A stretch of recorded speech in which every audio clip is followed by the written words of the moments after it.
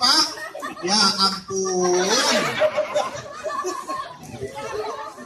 Nggak pandai Pak. Bu. Oh Bu. Jadi itu begitu baginda Rasul tahu istrinya meninggal dunia, Rasul nangis Bu. Bahkan dalam sebuah hadis baginda Rasul mengatakan, apa kata Rasulullah? Idza imra'ati matat zawjiha radin.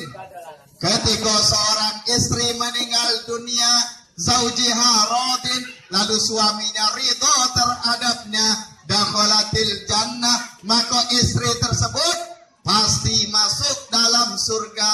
Amin. Amin. Nah itu Bu. Kalau ibu meninggal besok, suami ibu ridho terhadap ibu. Apa contohnya? Misalnya ibu meninggal dunia, suami ibu menangis mengenang kebaikan ibu. Apa kata suami ibu? Berdoa dengan Allah. Apa kata suami ibu? Ya Allah ya Rabb, walaupun istri saya itu gendut, ya Allah. Contoh. Tapi ya Allah, dia baik hati, ya Allah, tolong tempatkan dia dalam surgamu ya Rabb. Maka istri yang macam itu Bu, tempatnya dalam surga. Tapi kalau sebaliknya Bu,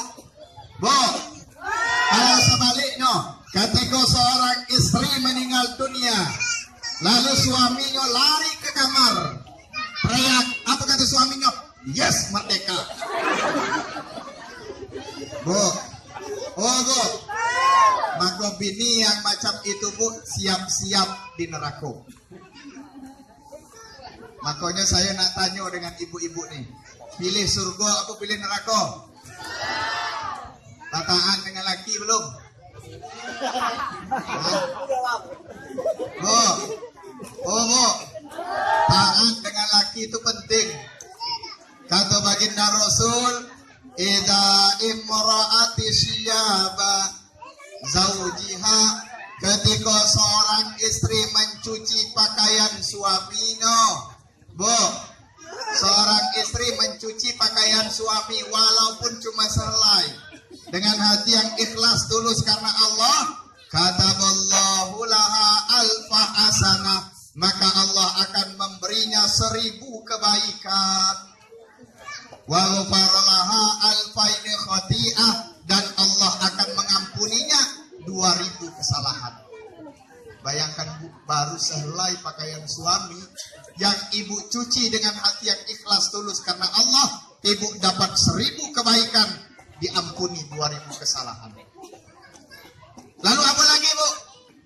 Kata baginda Rasul, ketika seorang istri, kau dengar baik-baik Bu, berdandan untuk suaminya, berhias untuk suaminya, maka istri tersebut akan dapat pahala seperti pahalanya Siti Maryam, ibundanya Nabi Isa.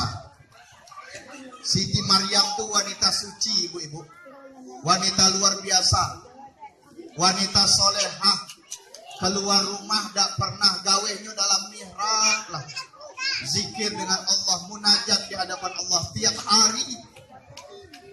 Saking mulianya Siti Aisyah, Siti Maryam, sampai-sampai Bapak Ibu, makanannya dihidangkan oleh malaikat Jibril dari surga. Nah itu. Jadi kalau ibu berdandan untuk laki, dapat pahala seperti pahala Siti Maryam. Makanya Bu, balik dari lapangan kok kaget, tiba di rumah, kincu dipertebal dikit. Jangan terbalik Bu. Kenapa saya bilang terbalik?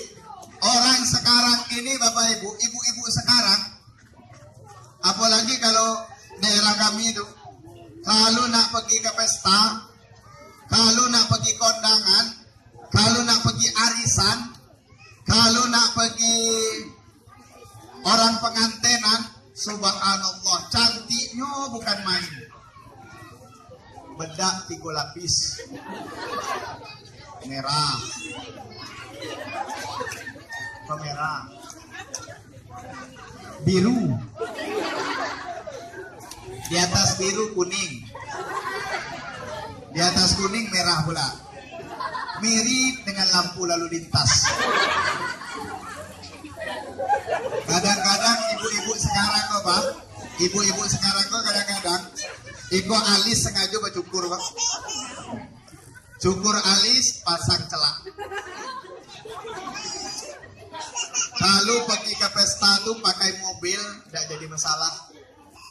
Kalau sempat ke pesta tuh pakai Honda, hari hujan. Malile celak. Subhanallah. Nah pergi ke pesta cantiknya bukan main. Tapi giliran di depan suami, alhamdulillah wa syukurillah daster bolong yang dipakai. Itu pun kadang-kadang daster tuh lasik seminggu udah ada cuci. Pakai gantung, pakai gantung, pakai gantung. Ya nah? Allahu Akbar. Nah pergi ke pesta subhanallah, parfumnya bukan main banyaknya Pak. Kadang-kadang parfum tuh sampai ke kaki-kaki gitu parfum. Tapi giliran di depan suami, alhamdulillah baunya bau balsem. Kadang-kadang bau minyak angin. Lagi enak bau tuh Pak. Kadang-kadang bau apa? Bau minyak tanah campur dengan bawang. Allah. Manolah serero laki-laki itu Bu. Bu. Oh Bu. Dandan untuk suami Bu. Ingat ibu-ibu sekalian, apalah gunanya wajah kita yang cantik, montok behenol geboy. Punya rambut ikal mayang, pipi bak mangga dilayang, bibir merah delima, alis bagaikan semut beriring, pinggul laksana gitar Spanyol. Dilihat dari depan bagaikan bidadari, dilihat dari samping bagaikan Tamara Blazinski, dilihat dari belakang laksana Inneke Kosherawati. Walaupun cantik-cantik macam tu ibu-ibu, kalau tidak taat dan tidak patuh pada suami, Allah tidak akan pernah ridho dalam hidup ini Bu. Sebaliknya Bu, walaupun ibu jelek, walaupun ibu buruk, saking buruknya misalnya dibawa ke air buaya tak mau makan. Dicontoh. Ya, dibawa ke hutan, harimau tak mau nerekam. Dibawa ke udara, burung kuntang panting ketakutan. Dilihat dari belakang bagaikan maya romantir, dilihat dari depan laksana mak lampir. Walaupun jelek-jelek macam tu Bu, walaupun buruk macam tu, kalau ibu taat pada suami, patuh pada suami, insya Allah bapak-bapak ini akan bilang, istriku, engkau adalah segalanya bagiku. Betul Pak? Wah, betul Pak. Bobo, artinya apa Bapak Ibu? Artinya kita Bapak Ibu dalam memperingati Isra wal Mi'raj ini, hikmah yang pertama yang mesti kita ambil, yang mesti kita petik adalah jaga hubungan rumah tangga kita dengan sebaik mungkin. Pelihara rumah tangga kita dan jaga keharmonisan dalam rumah tangga kita. Karena apa? Kalau rumah tangga kita sudah harmonis, rumah tangga kita sudah bahagia, rumah tangga kita indah, insya Allah anak yang soleh dan solehah akan lahir di dalam rumah tersebut. Tapi kalau sebaliknya ketika rumah kita berantakan, ketika rumah tangga kita hancur, maka jangan bermimpi akan lahir generasi yang soleh dan solehah. Saking pentingnya Bapak Ibu menjaga keharmonisan rumah tangga ini, sampai-sampai dalam kitab fikih disebutkan, berbohong saja kita dengan pasangan untuk menjaga keharmonisan rumah tangga itu dibolehkan. Berbohong macam mana yang dibolehkan? Kalau saya kasih contoh Pak, misalnya gini, Bapak baru balik dari motong, atau baru balik dari dodo sawit, balik dari kerja, balik dari kantor, misalnya balik dari kerja hari lah siang, ibu-ibu kau tengok di rumah masak sop sapi contoh. Lalu begitu sop tersedia, apa kata ibu-ibu? Bang, alhamdulillah tadi adik tuh sudah dari pasar. Akhirnya adik beli daging sapi dan adik buat sop. Belum cicip Pak. Bapak makan Pak. Baru 1 sendok Bapak nyicip sop itu.